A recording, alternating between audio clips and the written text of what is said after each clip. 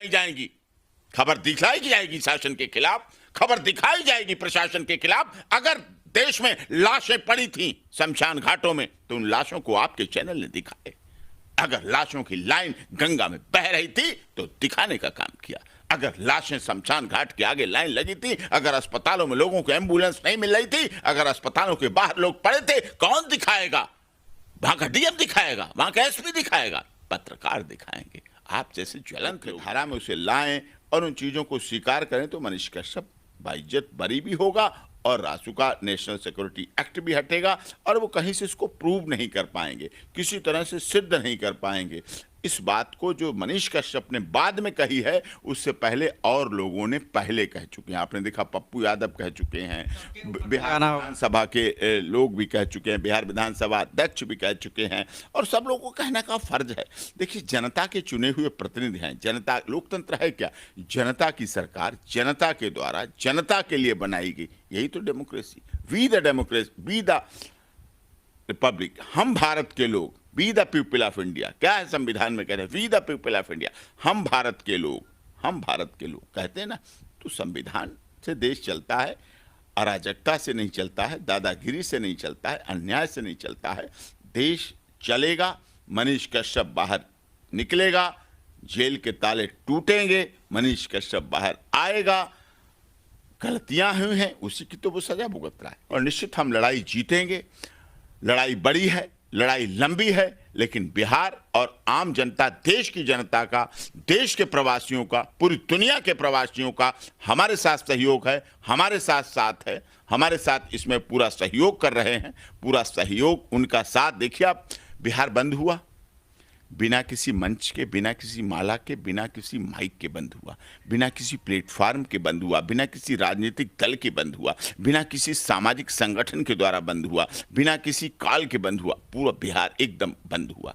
क्यों? लोग चाहते हैं, लोगों का समर्थन है, लोगों का सहयोग है। युवा चाहता है, वृद्ध चाहता है, बुजुर्ग चाहता है, महिलाएं चाहती हैं, बच्चे चाहते हैं, सब चाहते हैं मनीष कश्यप को। मनीष कश्यप के प्रति प्यार है, लोगों का भाव है, भावना है। उस भावना के आधार पर वो लड़ रहा है, लोगों की आवाज बन के लड़ रहा है। सबने तो नहीं लिख दिया आपने ट्विटर पर सन ऑफ बिहार। क्या तेजस्वी यादव सन ऑफ बिहार नहीं है? क्या लालू यादव जी सन ऑफ बिहार नहीं है? क्या राबड़ी देवी डॉटर ऑफ या बहू ऑफ बिहार नहीं है? नीतीश कुमार बिहार सन ऑफ नहीं है? रविशंकर प्रसाद जी सन ऑफ बिहार नहीं है? कौन नहीं बिहार है? सब कुछ है, लेकिन उसका एक भाव था लिखने का। उसने मनीष कश्यप सन ऑफ बिहार लिखा तो उसका भाव था, लोग उसे सहयोग कर रहे हैं उसके चैनल के माध्यम से, सोशल मीडिया के माध्यम से। और सोशल मीडिया तो ज्वलंत है, जागृत है। आपने देखा कोविड-19 कोरोना पेंडेमिक में सोशल मीडिया ने कितना दिखाया, और सोशल मीडिया और न्यूज़ चैनल के आधार पर उन पर उस समय भी केस रजिस्टर्ड होना शुरू किया। आपको याद दिलाऊं मैं, जब कोविड-19 कोरोना पेंडेमिक चल रहा था 2020 में पहले दौर में, तो आप जैसे सभी चैनल वालों ने खबरें दिखाना शुरू की, शासन प्रशासन के खिलाफ खबरें दिखाना शुरू की, क्योंकि दिखाएंगे। खबरें किसके खिलाफ दिखाई जाएंगी? खबर दिखाई जाएगी शासन के खिलाफ, खबर दिखाई जाएगी प्रशासन के खिलाफ। अगर देश में लाशें पड़ी थी शमशान घाटों में तो उन लाशों को आपके चैनल ने दिखाए। अगर लाशों की लाइन गंगा में बह रही थी तो दिखाने का काम किया। अगर लाशें शमशान घाट के आगे लाइन लगी थी, अगर अस्पतालों में लोगों को एम्बुलेंस नहीं मिल रही थी, अगर अस्पतालों के बाहर लोग पड़े थे, कौन दिखाएगा? वहां का डीएम दिखाएगा, वहां का एसपी दिखाएगा, पत्रकार दिखाएंगे। आप जैसे ज्वलंत लोग दिखाएंगे। जब वो चीज दिखाएंगे, शासन प्रशासन को बुरा लगेगा। शासन प्रशासन ने एफआईआर रजिस्टर्ड की, उस समय भी कई पत्रकारों के खिलाफ रजिस्टर्ड हुई, लेकिन हमने वो विषय, मेरे पास बहुत फोन आए, बहुत लोगों ने संपर्क किए, एफआईआर भेजी, हमने बहुत महत्वपूर्ण मुद्दा माननीय तत्कालीन चीफ जस्टिस ऑफ इंडिया के सामने मेंशन किया, वहां रखा। और देखिए, दरिया दिली हमारे देश के चीफ जस्टिस ऑफ इंडिया की, उन्होंने स्टैंडिंग ऑर्डर पास किया प्रदेश के सभी डीजीपीज को कि इस दौरान पत्रकारों पर जितने केस रजिस्टर्ड हैं सब वापस करिए, सब फाइनल रिपोर्ट लगाइए, सब खत्म करिए, कोई उस पर नहीं चलेगा। क्योंकि उन्होंने पत्रकारिता के माध्यम से समाज को बदलाव लाने का प्रयास किया है, शासन प्रशासन की कमियों को दिखाने का प्रयास किया है। बुराई करना ये गलत नहीं है। निंदक नियरे राखिए, ये कहावत है। निंदक नियरे राखिए, आंगन कुटी छवाए। निंदा करने वाले को आप पास रखिए, तभी आपका सुधार होगा, तभी आपका परिवर्तन होगा। पंडित जवाहरलाल नेहरू जी प्रथम प्रधानमंत्री कहते थे कि विपक्ष होना जरूरी है।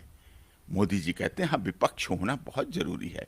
नितिन गडकरी जी कहते हैं, भारतीय जनता पार्टी के बहुत माननीय सम्मानीय मंत्री हैं, देश की सड़कों के लिए उन्होंने बहुत काम किए हैं, वो कहते हैं कि कांग्रेस मजबूत होनी चाहिए, कि विपक्ष मजबूत होगा तभी तो हम मजबूत होंगे। हमारी कमियां कौन बताएगा, हमें बुराइयां कौन बताएगा, हमें सुधारेगा कौन, हमें बदलाव कौन लाएगा, हमारे में परिवर्तन कौन लाएगा। तो ये चीज निंदक नियरे राखिए, विपक्ष होना चाहिए। आपने मोदी जी की एक नई बात नहीं देखी। मोदी जी अपने भाषण में नया नहीं कुछ कहते हैं, जो उनके बारे में बुराई कही जाती है। कांग्रेस ने कुछ लोगों की भीड़ में कहा कि मोदी जी की कब्र कब खुदेगी, कहा। मोदी जी को पता चला, मोदी जी ने लाखों की भीड़ में बोलना शुरू कर दिया कि लोग हमारी कब्र खोदने की तैयारी कर रहे हैं, हमारी कब्र खुदेगी कब पूछा जा रहा है, हमारे साथ देश की जनता है, ये हमें कब्र नहीं 2024 में तीसरी बार प्रधानमंत्री बनाने जा रही है। तालियां बची, लोगों ने स्वीकार किया।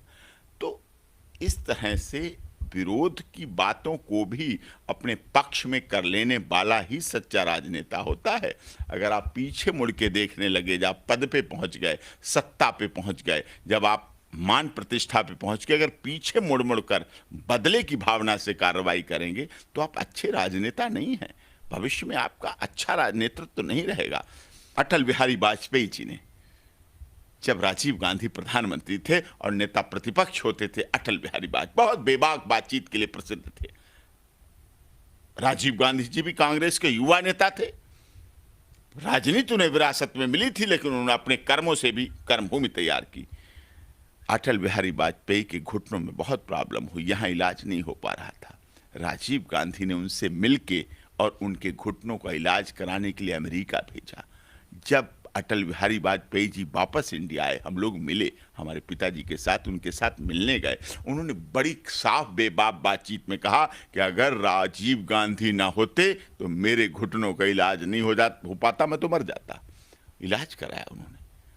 अटल जी ने कभी जब पाकिस्तान भारत पे हमला कर रहा था तो कहा था इंदिरा जी के सामने, इंदिरा जी के शासनकाल में, कि इंदिरा जी को साधारण न समझो, वो दुर्गा है, वो दुर्गा का रूप धारण करके विध्वंसकारियों को खत्म कर देगी। ये उनकी बात थी, ऐसा नहीं है। मोदी जी हर विपक्ष, हर विरोध को पूरा सम्मान देते हैं, बात करते हैं उसके बारे में। जवाहरलाल नेहरू जी एक बार लखनऊ पहुंचे, देश के प्रधानमंत्री थे, वहां के मेयर जनसंघ से जुड़े हुए थे व्यक्ति।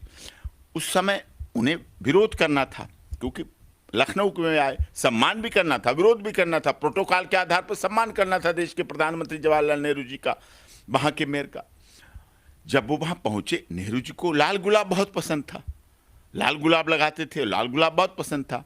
उन साहब ने क्या किया, लखनऊ में बहुत सारे काले गुलाब इकट्ठे किए और काले गुलाब से हर जगह, एयरपोर्ट से लेके और उनका स्वागत, हर जगह काले गुलाब, काले गुलाब, काले गुलाब।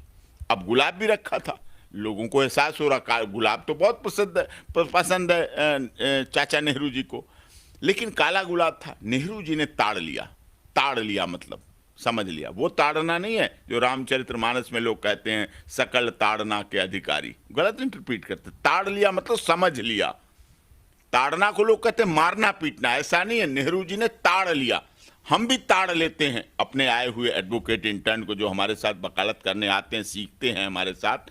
तो हमने 250 के करीब वकीलों को ताड़ा, उनमें से कई वकील जज बने, हमने उन्हें जज बनने की प्रति प्रेरित किया। ताड़ा मतलब ऐसा समझा, ऐसा सोचा, ताड़ लिया, तो उनको उस लाइन में डाला, उस तरफ काम करवाया, उनको उस तरफ प्रेरणा दी, उनको उस तरफ डायरेक्शन दिया, गाइडलाइन दी कि आप ये पढ़ो, ऐसा करो, तैयारी करो, इंटरव्यू दो, पास हो गए, वो हुए। जुडिशियल एस्पिरेंट्स यूनियन है, जो कि जजों का ऐसा संगठन जो जज बनते हैं, जो जज बनने के लिए संघर्ष कर लेते हैं, उनका संगठन है जुडिशियल एस्पिरेंट्स यूनियन।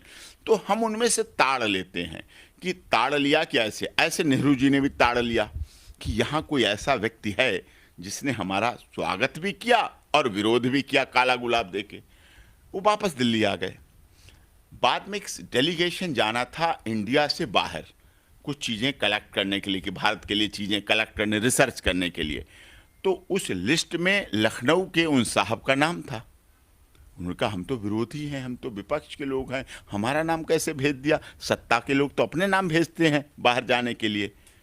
वो आ गए, दिल्ली तो आ गए, दिल्ली में मिलने का प्रयास किया, नेहरू जी से नहीं मिल पाए, वापस जाने का कार्यक्रम था, विदेश चले गए। 10 दिन बाद वहाँ से वापस आए बाहर घूम के, फिर वो यहाँ रुक गए कि नहीं अब तो मैं नेहरू जी से मिल के ही जाऊँगा, प्रधानमंत्री जी से मिल के जाऊँगा। नेहरू जी ने टाइम दिया उन्हें मिलने के लिए, मिले। तो नेहरू जी से उन्होंने कहा कि मैंने तो आपका काले गुलाब से स्वागत किया था, मैं तो आपका विरोध कर रहा था, मैं तो आपका विरोधी हूँ, आपने मुझे क्यों विदेश भेज दिया इतनी बड़ी यात्रा पर, सरकारी खर्चे पर? नेहरू जी ने कहा कि मैं समझ गया था, मैंने ताड़ लिया था कि जो व्यक्ति मेरे लिए काले गुलाब इतने इकट्ठे